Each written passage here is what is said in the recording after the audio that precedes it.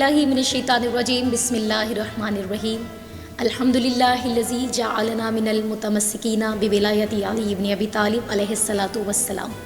الاجل S T T V رمضان transmission میں میں زوار عالمہ فائزہ جعفری آپ کی خدمت میں پیش حاضر ہوں۔ واللہ الذی لا الہ الا هو الملک القدوس السلام المؤمن المحیمن العزیز الجبار المتکبر سبحان الذی عما یشرکون واللہ الخالق البارئ المصور له الاسماء الحسنی یسبح له ما فی السماوات وما فی الارض وهو العزیز الحکیم۔ اللہ کے پاک نام سے اپنی گفتگو کا آغاز کرتی ہوں جو بلا شبہ نہایت مہربان اور رحم کرنے والا ہے۔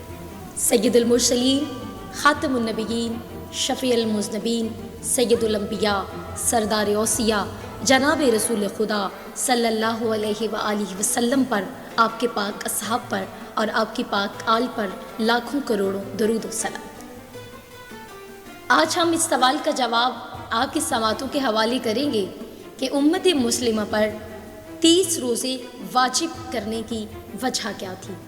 تو ناظرین، رمضان المبارک، ماہ سیام، ماہ رمضان، اس مہینے کو جب بھی پکارا جائے تو ماہ رمضان المبارک کہہ کر پکارا جائے۔ برکتوں، رفتوں، عزتوں والا مہینہ، بخششوں والا مہینہ، مغفرتوں والا مہینہ، رحمتوں والا مہینہ۔ یہ وہ مہینہ ہے جس میں قرآن مجید نازل کیا گیا۔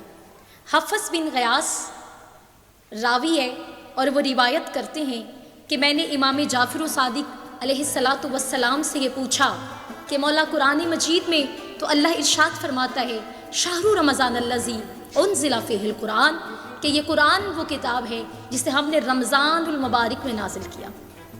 تو مولا اللہ کہتا ہے کہ رمضان میں نازل ہوا، لیکن ساتھ میں یہ بھی سننے میں آتا ہے اور کہا جاتا ہے کہ قرآن مجید نازل ہونے میں 20 برس لگے، 20 سال میں قرآن مجید نازل ہوتا چلا گیا۔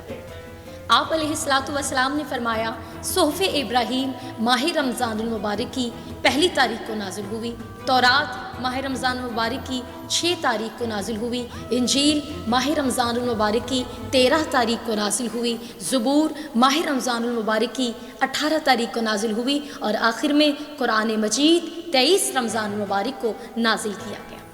اس مہینے کی عظمت میں اگر ہم اس کے فضائل کے مناقب کے باب میں یہ پڑھیں تو یہی کافی ہے کہ یہ سارے آسمانی صحیفے اور قرآن مجید کلام توحید اسی ماہ رمضان المبارک میں نازل کیا گیا۔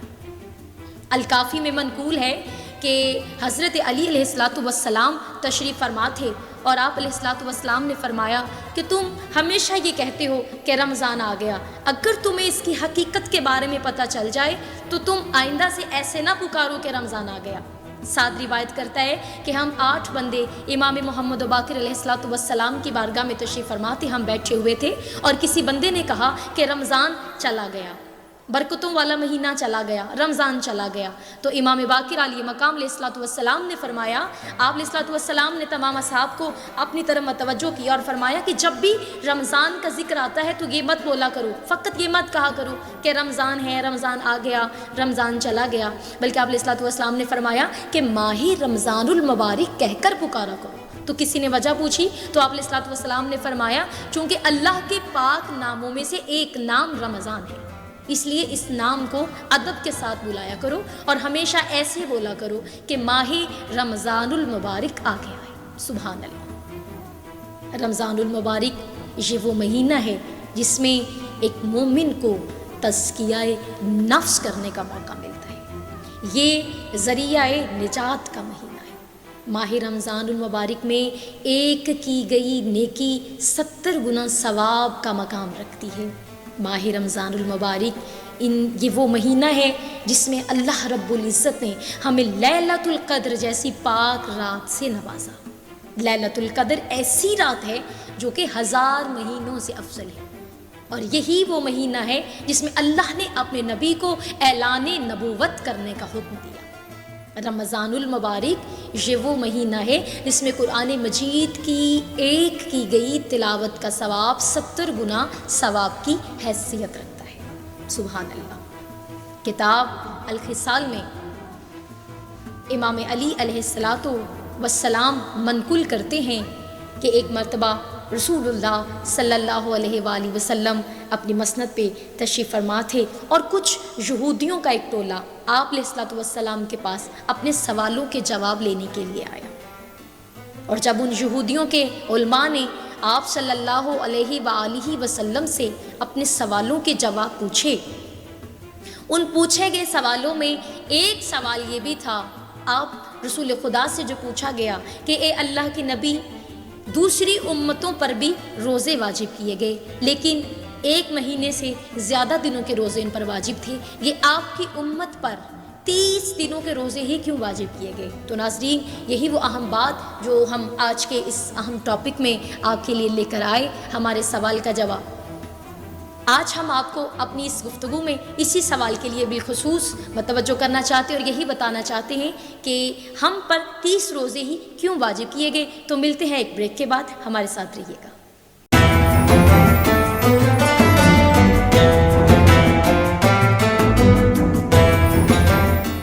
جی ناظرین، الاجل رمضان ٹرانسمیشن میں آپ کو ایک بار پھر سے خوش آمدید۔ تو ہم بات کر رہے تھے کہ امت مسلمہ پر 30 روزے ہی کیوں واجب کیے گئے، اور یہ سوال کسی مسلم نے نہیں بلکہ ایک یہودی عالم نے آپ سرکار رسول خدا صلی اللہ علیہ وآلہ وسلم سے کیا تھا، جہاں اس نے اپنے باقی تمام سوالات کے جواب حضرت سے طلب کیے، تو ایک سوال اس کا یہ بھی تھا کہ اللہ کے نبی بتائیے، آپ کی امت پر اللہ نے 30 روزے ہی کیوں واجب کیے؟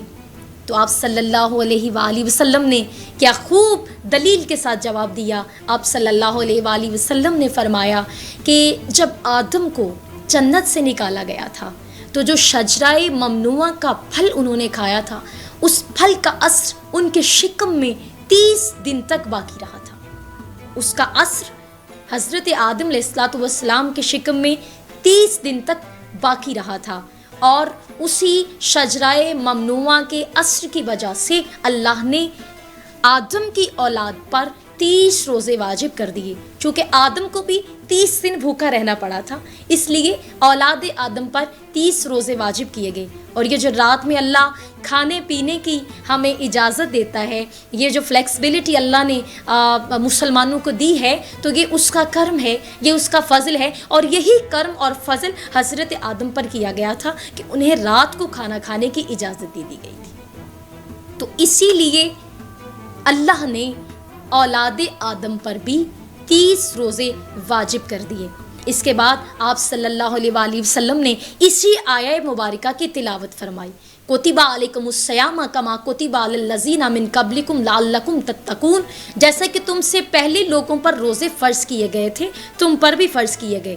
آپ صلی اللہ علیہ وآلہ وسلم کا یہ جواب سن کر یہودی خوش ہوا اور اس نے کھڑا ہو کر یہ کہا کہ اے اللہ کے نبی، بے شک آپ نے سچ فرمایا۔ سبحان اللہ۔ تو یہ وہ نبی ہے جس کے بات، جس کے قول، جس کے فعل، جس کے عمل کو مسلم نہیں بلکہ غیر مسلم بھی مانتے ہیں۔ تو میری دعا ہے اس بابرکت ماہ رمضان المبارک کے صدقے میں اللہ رب العزت اپنے حبیب اور اس کی پاک آل کے صدقے میں تمام امت مسلمہ پر اپنی رحمتوں کا نزول فرمائے۔ میری دعا ہے اللہ رب العزت ہمیں ان پاک ساعتوں، ان پاک گھڑیوں، ان پاک لمحوں اور ان پاک راتوں میں زیادہ سے زیادہ اپنی بارگاہ میں سر بسجود ہونے کی توفیق عطا فرمائے، اور ہماری تمام شرعی اور جائز حاجات اپنی بارگاہ میں مستجاب فرمائے۔ آمین ثم آمین یا رب العالمین۔